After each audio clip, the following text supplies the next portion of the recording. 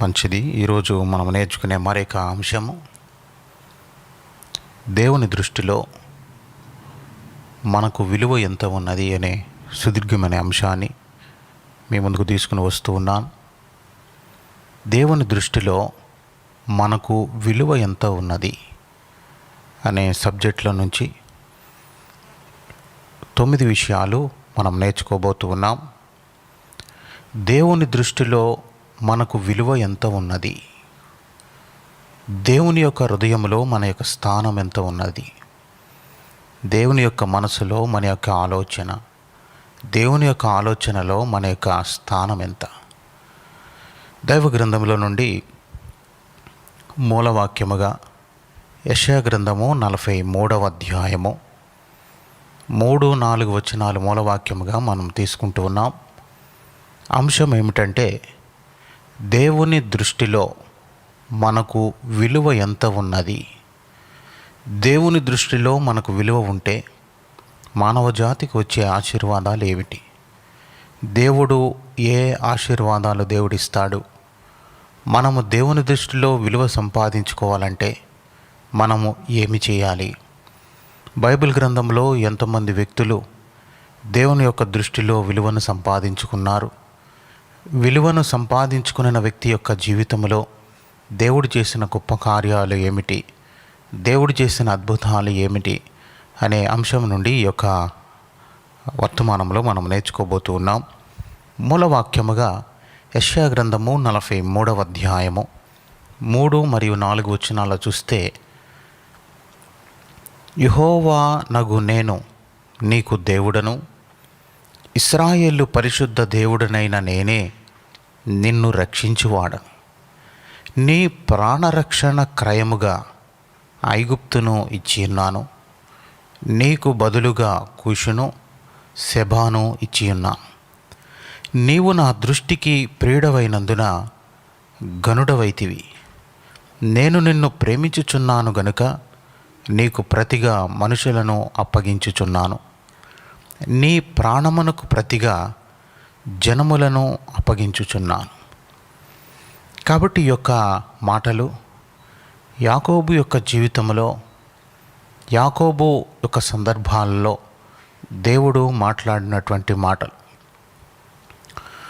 ఒక వ్యక్తి యొక్క జీవితంలో మనము స్థానం సంపాదించుకోవాలంటే కొన్ని బహుమతులు, కొన్ని ఈవులు వారికి ఇస్తాం. కొన్ని బహుమతులు అవ్వచ్చు, కొన్ని వస్తువులు కానీ, కొన్ని బహుమతులు కానీ వారికి ఇస్తాం. ఏదైనా ఫంక్షన్స్ వచ్చినప్పుడు ఎవరన్నా ఒక గొప్ప వ్యక్తి యొక్క హృదయంలో మనం స్థానం సంపాదించుకోవాలంటే వారికి కొన్ని బహుమతులు ఇస్తాం, వారికి కొంత ధనం ఇస్తాం, లేకపోతే వారికి కొన్ని ఈవులు అనుగ్రహిస్తాం. ఎందుకంటే వారి యొక్క హృదయంలో మనం స్థానం సంపాదించుకుంటే మనకేమన్నా వాళ్ళు మేలు చేస్తారేమోనని చెప్పే ఆశతో మనం ఏం చేస్తామంటే, ఏమన్నా ఫంక్షన్స్ కానీ ఏమన్నా వచ్చినప్పుడు ఆ గొప్పవారి యొక్క హృదయంలో మనం స్థానం సంపాదించుకోవడానికి కొన్ని బహుమతులు మనం ఇస్తాం. మరి దేవుని దృష్టిలో మనము విలువను సంపాదించుకోవాలి. దేవుని దృష్టిలో విలువను సంపాదించుకున్న భక్తుల యొక్క చరిత్ర మనం బైబిల్ గ్రంథంలో మనం చూడవచ్చు. ఇక్కడ యాకోబు భక్తుడితో దేవుడు ఏమంటున్నాడంటే, యాకోబు నీ ప్రాణరక్షణ క్రయముగా ఐగుప్తును ఇచ్చి ఉన్నాను, నీకు బదులుగా కూషును సెబాను ఇచ్చి ఉన్నాను. ఈ వాక్యము యాకోబు గురించి వ్రాయబడి ఉన్నట్లుగా మనం చూస్తాం.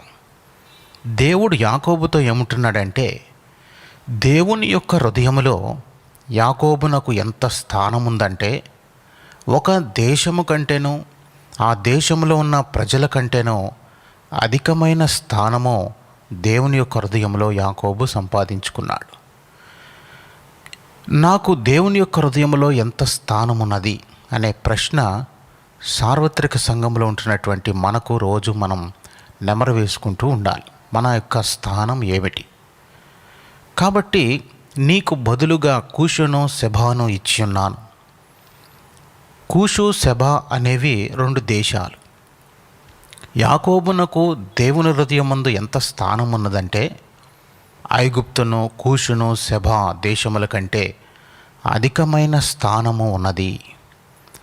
3 దేశముల కంటేను, 3 దేశములో ఉన్న ప్రజల కంటేను దేవుని హృదయములో యాకోబు ఒక ఉన్నతమైన స్థానము వహించినట్లుగా మనం చూస్తాం.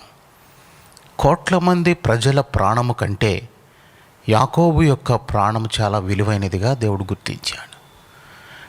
కాబట్టి దేవుని దృష్టిలో మనకు విలువ ఎంత ఉన్నది అనే సబ్జెక్టులో నుంచి చూస్తే, పాయింట్స్లోనికి వెళ్ళే ముందుగా ఇక్కడ యెషయా గ్రంథము 43లో నీకు బదులుగా కూషును, సెబాను ఇచ్చి ఉన్నాను, నీ ప్రాణమునకు ప్రతిగా జనములను అప్పగించుచున్నాను అంటాడు. కాబట్టి ఇలాగూ మనం దావీదు యొక్క జీవితాన్ని గనక మనం చూస్తే, అపోస్తుల కార్యముల గ్రంథము 13వ అధ్యాయము 22వ వచనంలో గనక మనం చూస్తే, తరువాత అతనిని తొలగించి దావీదును కనుగొంటిని, అతడు నా ఇష్టానుసారుడైన మనుషుడు, అతడు నా ఉద్దేశములన్నీ నెరవేర్చునని అతనిని గూర్చి సాక్ష్యమిచ్చాను. ఇక్కడ దేవుడు ఏమంటున్నాడంటే, దావీదు నా ఇష్టానుసారుడైన మనుషుడు. ఎందుకయ్యాడు ఇష్టానుసారుడుగా? ఎందుకున్నాడు? ఎందుకంటే అతడు తన ఉద్దేశాలు నెరవేర్చాడు, తనకిష్టులైన ఉద్దేశాలు నెరవేర్చడు, నా ఉద్దేశాలు నెరవేరుస్తాడు. మన యొక్క జీవితాలలో దేవుని యొక్క ఉద్దేశాలు మనకు తెలుసు, కానీ దేవుని యొక్క ఉద్దేశాలు నెరవేర్చే స్థితిలో మనుషులు లేరు. దేవుని యొక్క ఉద్దేశాలు బైబిల్ గ్రంథంలో మనకు తెలియజేయబడినవి. ఏది దేవునికి ఇష్టమైనవి, ఏ ఉద్దేశాలు, అసలు దేవుని యొక్క ఉద్దేశం ఏమిటి అనేది బైబిల్ గ్రంథంలో దేవుడు మనకి తెలియజేశాడు. కానీ దేవుని ఉద్దేశాలు నెరవేర్చే స్థితిలో మనుషులు లేరు. దేవుని యొక్క ఉద్దేశాలు తెలియజేయబడుతున్నాయి, కానీ దేవుని యొక్క ఉద్దేశాలు నెరవేర్చే విశ్వాసులు లేరు. దావీదును గూర్చి దేవుడు ఏమని సాక్ష్యం ఇస్తున్నాడంటే, అతడు నా ఇష్టానుసారుడైన మనుష్యుడు, అతడు నా ఉద్దేశములన్నీ నెరవేరుస్తాడు. కొన్ని ఉద్దేశాలు కాదు, నా ఉద్దేశములన్నీ నెరవేరుస్తాడు. కాబట్టి అతని గురించి నేను సాక్ష్యం ఇస్తున్నాను. ఎంతో ఉన్నతమైన స్థానము సంపాదించుకున్నాడు దేవుని యొక్క హృదయంలో. ఎంతో విలువ ఉన్నది. దావీదంటే ఎంతో విలువ ఉన్న దేవుని యొక్క హృదయంలో ఎంతో ఉన్నతమైన స్థానము సంపాదించాడు. ఎందుకంటే దేవుని ఉద్దేశాలు నెరవేర్చే వ్యక్తి. దేవుని యొక్క ఉద్దేశాలు నెరవేర్చే వ్యక్తి మాత్రమే కాదు, దేవుని యొక్క ఉద్దేశములన్నీ నెరవేరుస్తాడు. 1, 2 కాదు, 3 కాదు, 4 కాదు, 5 కాదు. దేవుని యొక్క ఉద్దేశములో, దేవుని యొక్క మనసులో ఆలోచనలు దేవునికి ఇష్టమైనవి ఆయనకి ఇష్టమవుతాయి, దేవునికి అయిష్టమైనవి ఆయనకి అయిష్టమవుతాయి. దేవుని యొక్క ఉద్దేశాలు ఏంటో తెలుసుకుంటాడు, దేవుని యొక్క ఉద్దేశాలన్నీ నెరవేరుస్తాడు. కాబట్టి అతని యొక్క జీవితంలో దేవుడు గొప్ప కార్యాలు చేశాడు. కాబట్టి ఇలాగూ దేవుని దృష్టిలో ఒక వ్యక్తికి దేవుని హృదయంలో విలువ ఉంటే ఏమి జరుగుతుంది? మరి దేవుని దృష్టిలో, దేవుని యొక్క హృదయంలో, అయ్యా మేము విలువను సంపాదించుకుంటామో మరి మాకు ఆశీర్వాదాలు ఏమొస్తాయి అని మనం ప్రశ్న వేస్తే, దైవ గ్రంథం 9 విషయాలు మనకి జ్ఞాపకం చేస్తూ ఉన్నది. ఒక వ్యక్తికి దేవుని హృదయంలో విలువ ఉంటే, ఒక విశ్వాసికి దేవుని యొక్క హృదయంలో విలువ ఉంటే ఏం జరుగుతుందంటే, ఫస్ట్ పాయింట్ చూస్తే వారి ప్రాణము ఎంతో విలువైనదిగా దేవుడు గుర్తిస్తాడు. వాని ప్రాణము ఎంతో విలువైనదిగా దేవుడు గుర్తిస్తాడు. చూద్దాం, మనం చదివిన వాక్యములోనే యెషయా గ్రంథము 43:4లోనే మనం చదివాం. యాకోబు యొక్క ప్రాణాన్ని దేవుడు ఎంతో విలువైనదిగా ఎంచాడు. ఒక వ్యక్తికి దేవుని హృదయంలో విలువ ఉంటే ఏమి జరుగుతుందంటే, వారి ప్రాణము ఎంతో విలువైనదిగా దేవుడు గుర్తిస్తాడు. వారిని కాపాడుతాడు, యాక్సిడెంట్స్ నుంచి తప్పిస్తాడు, రోగాలు వస్తే తగ్గిస్తాడు, వారికి బాధలు వస్తే విడుదలిస్తాడు. ఎందుకంటే దేవుని హృదయములో విలువను సంపాదించారు కాబట్టి వారి ప్రాణము ఎంతో విలువైనదిగా దేవుడు గుర్తిస్తాడు. ఈ ఫస్ట్ పాయింట్లోనే సెకండ్ సబ్ పాయింట్ ఏంటంటే వారి ప్రాణము ఎంతో విలువైనదిగా మనుషులు కూడా గుర్తిస్తారు. అయ్యా, ఇతను చాలా విలువైన వ్యక్తి అయ్యా, ఇతని యొక్క ప్రాణం ఎంతో విలువైనది అని దేవుడు అనుకుంటాడు. వారి ప్రాణము ఎంతో విలువైనదిగా దేవుడు గుర్తిస్తాడు. మరి భూమి మీద అలాంటి వ్యక్తులు లేకపోతే దేవుని యొక్క పరిచర్య నడవదు, దేవుని యొక్క సువార్త నడవదు, దేవుని యొక్క ప్రణాళికలు నెరవేరవు. కాబట్టి ఆ వ్యక్తి యొక్క ప్రాణము ఎంతో విలువైనదిగా దేవుడు గుర్తించి దేవదూతలను దేవుడు కాపుదలగా దేవుడు ఉంచుతాడు. కాబట్టి ఒక వ్యక్తికి దేవుని హృదయంలో విలువ ఉంటే ఏమి జరుగుతుందంటే వారి ప్రాణము ఎంతో విలువైనదిగా దేవుడు గుర్తిస్తాడు. వర్తమానం వింటున్న దేవుని యొక్క సంగమా, దేవుని యొక్క బిడ్డలారా, దేవుని దృష్టిలో విలువను సంపాదించుకోండి. మనుషుల దృష్టిలో విలువ కాదు, దేవుని దృష్టిలో అసలు మన స్థానం ఎంత ఉన్నది.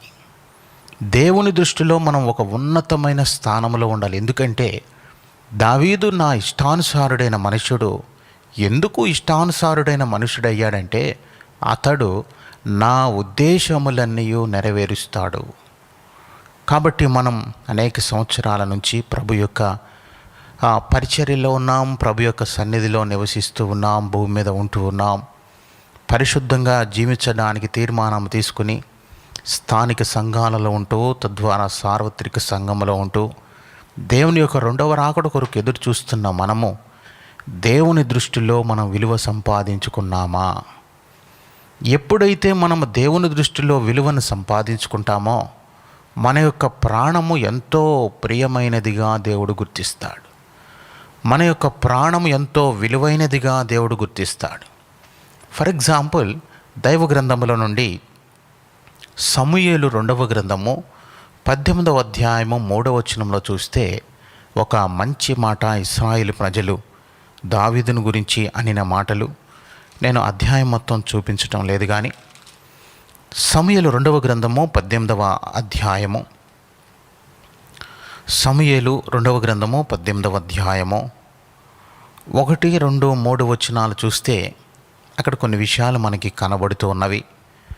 3వ వచనంలో చూస్తే జనులు ఏమంటున్నారంటే, జనులు సమూయేలు 2వ గ్రంథము 18వ అధ్యాయము 3వ వచనం, జనులు నీవు రాకూడదు, మేము పారిపోయినను జనులు దానిని లక్ష్యపెట్టరు, మాలో సగము మంది చనిపోయినను జనులు దానిని లక్ష్యపెట్టరు, మా వంటి 10,000 మందితో నీవు సాటి, కాబట్టి నీవు పట్టణమందు నిలిచి మాకు సహాయము చేయవలనని అతనితో చెప్పిరి.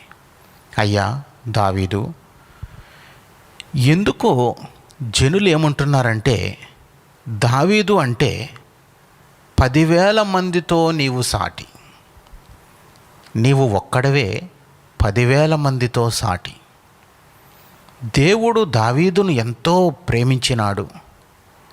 మనము దేవుని దృష్టిలో స్థానము సంపాదించుకొనుటకు ప్రయాసపడాలి. దావీదు పాపం చేసినా సరే తర్వాత ఎంతో అధికమైన ప్రార్థన చేశాడు. అధికమైన ప్రార్థన దేవుని దృష్టిలో కోల్పోయిన విలువను తిరిగి సంపాదించేటట్లుగా చేస్తుంది. అధికముగా దుఃఖపడ్డాడు, అధికముగా పశ్చాత్తాపపడ్డాడు. అధికమైన ప్రార్థన చేయటం ద్వారా దేవుని దృష్టిలో కోల్పోయిన విలువను కూడా తిరిగి సంపాదించినట్లుగా చేసుకున్నాడు. దేవుని దృష్టిలో ఉన్న విలువ ఏమి చేసిందంటే దావీదు యొక్క ప్రాణము ఎంతో విలువైనదిగా దేవుడు గుర్తించడం మాత్రమే కాదు, మనుషులు కూడా ఏమంటున్నారంటే, అయ్యా నీ ప్రాణం ఎంతో విలువైనది. 10,000 మంది ప్రాణముతో దావీదు యొక్క ప్రాణము సమానముగా ఉన్నది. కాబట్టి మన యొక్క జీవితాలలో మనము దేవుని దృష్టిలో విలువను సంపాదించుకున్నామా? అయ్యా, నీ వంటి వ్యక్తి మళ్ళీ రాడు, నీ వంటి మహారాజు మళ్ళీ పుట్టడం చాలా కష్టం, నీ వంటి యథార్థవంతుడు, ఇష్టానుసారుడైన మనుషుడు, దేవునికి ఇష్టానుసారుడైన మనుషుడు, దేవుని యొక్క హృదయానుసారుడు మరలా జన్మించడం కష్టం. నీవు పట్టణమందు నిలిచి ఉండి మాకు సహాయం చేయండి. నీవు యుద్ధములోనికి రావద్దు. ఒకవేళ నీవు చనిపోతే ఇక మాకు ఎవరుంటారు? మాకు సహాయం చేసే వ్యక్తి ఎవరు ఉంటారు? మాకు రాజు ఎవరు ఉంటారు అని చెప్పి జనులందరూ కూడా నీవు రాకూడదు, మేము పారిపోయినను జనులు దాన్ని లక్ష్యపెట్టరయ్యా, మాలో సగము మంది చనిపోయినను జనులు దానిని లక్ష్యపెట్టరయ్యా, మా వంటి 10,000 మందితో నీవు సాటి, కాబట్టి నీవు పట్టణమందు నిలిచి మాకు సహాయము చేయవలనని దావీదుతో చెప్పారు. కాబట్టి ఈ యొక్క సందర్భం నుంచి మనం నేర్చుకోవాల్సిన పాయింట్స్ ఏమిటంటే, దేవుని దృష్టిలో మనము విలువను సంపాదించుకుంటే వచ్చే మొట్టమొదటి ఆశీర్వాదం ఏంటంటే, మన ప్రాణము ఎంతో విలువైనదిగా దేవుడు గుర్తిస్తాడు. మన యొక్క ప్రాణం ఎంతో విలువైనది. ఇప్పుడు ఒకవేళ వ్యాధులు వచ్చినా, బాధలు వచ్చినా, శోధనలు వచ్చినా, మరి మనం ప్రాణము పోతే మరి దేవునిని భూమి మీద మహిమపరచలేం. కాబట్టి దేవుడు మన ప్రాణాన్ని విలువైనదిగా ఎంచి, ప్రియమైనదిగా ఎంచి ఇంకా కొన్ని రోజులు భూమి మీద దేవుడు ఆయుష్కాలాన్ని పొడిగిస్తాడు. నా వలన నీకు దీర్ఘాయువు కలుగును, నీవు జీవించు సంవత్సరములు అధికములగునని గొప్ప వాగ్దానం దేవుడి బిడ్డలకు ఇస్తున్నాడు. ఎవరైతే దేవుని దృష్టిలో విలువను సంపాదించుకుంటారో వారి యొక్క ప్రాణము ఎంతో విలువైనదిగా దేవుడు గుర్తిస్తాడు. దావీదు యొక్క ప్రాణము ఎంతో విలువైనదని ఇశ్రాయేలు ప్రజలు గుర్తించారు. తద్వారా దేవుడు కూడా దావీదు నా హృదయానుసారుడు, దావీదు నా ఇష్టానుసారుడైన మనుషుడు, చాలా కష్టపడి పైకి వచ్చాడు, ఎంతో కష్టపడి పొలాల్లో ఉండి పని చేసి ఎంతో కష్టపడి ఈ యొక్క రాజరికంలోనికి వచ్చాడు, మరి అతడు నా ఉద్దేశాలన్నీ నెరవేరుస్తాడని దావీదు యొక్క ప్రాణాన్ని ఎంతో విలువైనదిగా దేవుడు ఎంచినట్లుగా దైవ గ్రంథంలో మనం చూస్తాం. అనేకమైన పర్యాయాలు సౌలు దావీదు మీదకు వచ్చిన బాణములు వేసినా సరే దేవుడు ఎందుకు తప్పించాడంటే, దావీదు యొక్క ప్రాణము ఎంతో విలువైనదిగా దేవుడు గుర్తించాడు. దావీదు యొక్క ప్రాణం ఎంతో విలువైనదిగా జనులు కూడా గుర్తించారు. మన యొక్క జీవితాలలో కూడా దేవుని దృష్టిలో మనం విలువను సంపాదించుకుంటే మన యొక్క ప్రాణము ఎంతో విలువైనదిగా దేవుడు గుర్తిస్తాడు. మన యొక్క ప్రాణం ఎంతో విలువైనదిగా జనులు కూడా గుర్తిస్తారు. కాబట్టి ఫస్ట్ పాయింట్ నేను క్లోజ్ చేస్తూ ఉన్నాను. సెకండ్ పాయింట్లోనికి వెళితే, దేవుని దృష్టిలో మనము విలువను సంపాదించుకుంటే తరతరాలుగా మన పేరు కొనసాగించున్నట్లుగా చేస్తాడు దేవుడు. తరతరాలుగా మన యొక్క పేరు నిలిచిపోతుంది. రాజుల 2వ గ్రంథము 8వ అధ్యాయము 19వ వచనంలో చూస్తే మళ్ళీ ఇక్కడ కూడా మళ్ళీ దావీదు కనపడతాడు మనకి. రాజుల 2వ గ్రంథము 8వ అధ్యాయము 19వ వచనం, అయినను యెహోవా సదాకాలము తన సేవకుడకు దావీదుకును అతని కుమారులకును దీపము నిలిపెదనని మాట ఇచ్చి ఉన్నాడు గనుక అతని జ్ఞాపకము చేత యోధాను నశింపజేయుటకు ఆయనకు మనస్సు లేకపోయెను. దావీదు తదనంతరము సొలొమోను ఒకవేళ చిన్న చిన్న లోపములు చేసినా సరే దేవుడు యోధాను నశింపజేయుటకు దేవునికి మనసు లేదు. ఎందుకంటే ఏమన్నా చేద్దామంటే దావీదు గుర్తొస్తున్నాడు. కాబట్టి దావీదు దేవుని దృష్టిలో ఎంతో విలువైన వ్యక్తి కాబట్టి, దేవుని దృష్టిలో విలువను సంపాదించుకున్నాడు కాబట్టి అతడు చనిపోయినా, అతడు దేవుని రాజ్యానికి వెళ్ళినా సరే తరతరాలుగా అతని పేరు కొనసాగేటట్లుగా దేవుడు చేశాడు. ఈ యొక్క ఒక్క వచనం చాలు మనకి. అయినను యెహోవా సదాకాలము తన సేవకుడకు దావీదుకును అతని కుమారులకును దీపము నిలిపెదనని మాట ఇచ్చి ఉన్నాడు. మాట ఇచ్చిన దేవుడు, వాగ్దానము చేసిన దేవుడు నమ్మదగిన దేవుడు. ఆయన మాట తప్పటానికి మనిషి కాదు, ఆయన దేవుడు. ఆయన ఇచ్చిన వాగ్దానము నెరవేర్చే దేవుడు. యెహోవా సదాకాలము తన సేవకుడకు దావీదుకును అతని కుమారులకును దీపము నిలిపెదనని మాట ఇచ్చి ఉన్నాడు గనుక అతని జ్ఞాపకము చేత యోధాను నశింపజేయుటకు ఆయనకు మనసు లేకపోయింది. దావీదు చనిపోయినను ఇంకనూ దేవుని దృష్టిలో దావీదుకు విలువ ఉన్నది. అది ఎంత విలువ అంటే, ఆ తరువాత యోధా వంశస్థులందరూ తప్పు చేసినను దేవుడు దావీదును బట్టి వారిని క్షమించుచున్నాడు.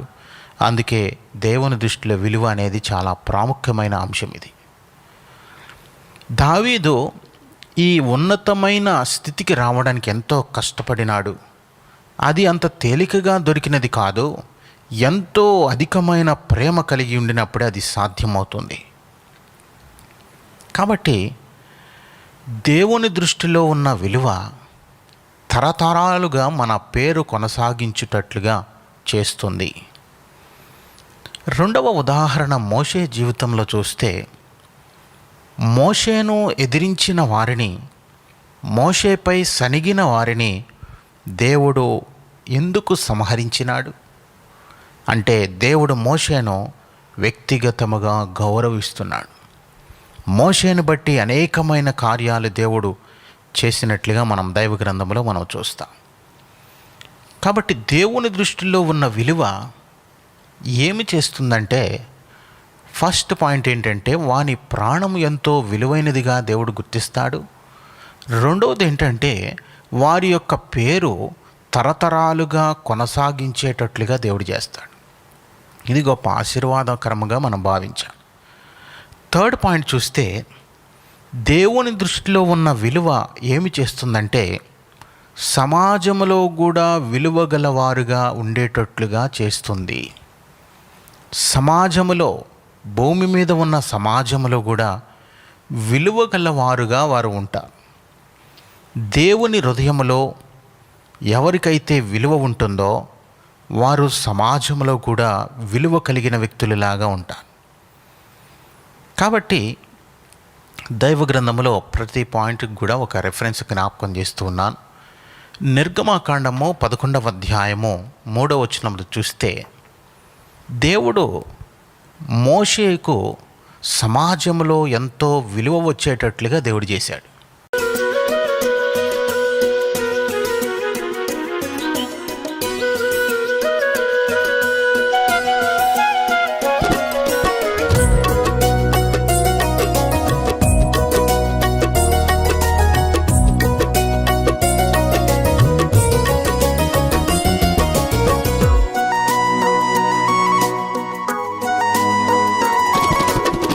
యెహోవా హస్తము బలమైనది, తోడుగయుండునది. యెహోవా హస్తము బలమైనది, తోడుగయుండునది. ఆయన హస్తము మహోన్నతమాయెను, ఆయన హస్తము మహోన్నతమాయెను. సాహస కార్యములు చేసే హస్తము, సాహస కార్యములు చేసే హస్తము. యెహోవా హస్తము బలమైనది, తోడుగయుండునది. యెహోవా హస్తము బలమైనది, తోడుగయుండునది.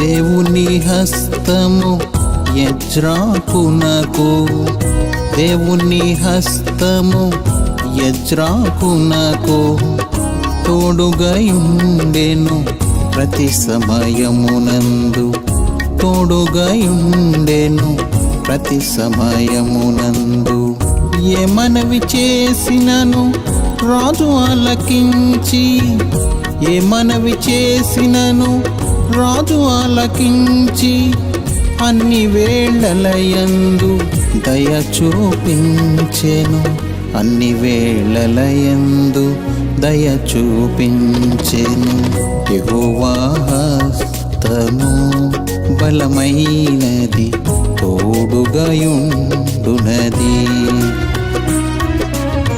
యెహోవా హస్తము బలమైనది తోడుగయుండునది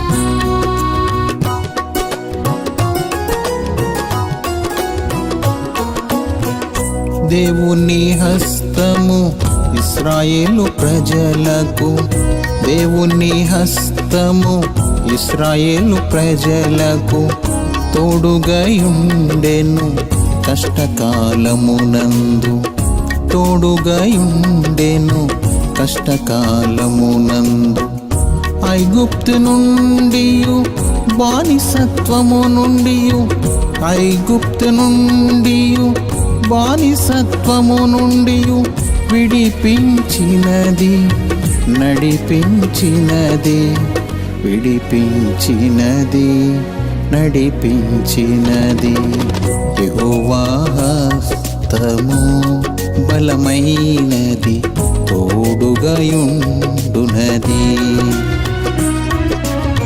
యెహోవా హస్తము బలమైనది తోడుగయుండునది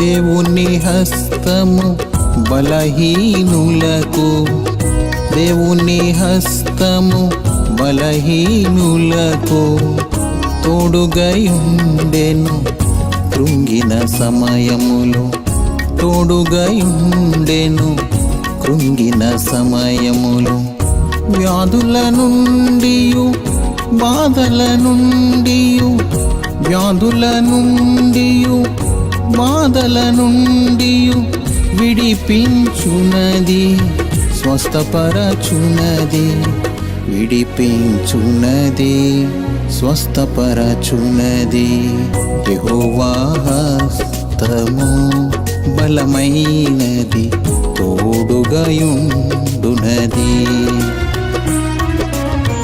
యెహోవా హస్తము బలమైనది తోడుగయుండునది ఆయన హస్తము మహోన్నతమాయెను ఆయన హస్తము మహోన్నతమాయెను సాహస కార్యములు చేసే హస్తము సాహస కార్యములు చేసే హస్తము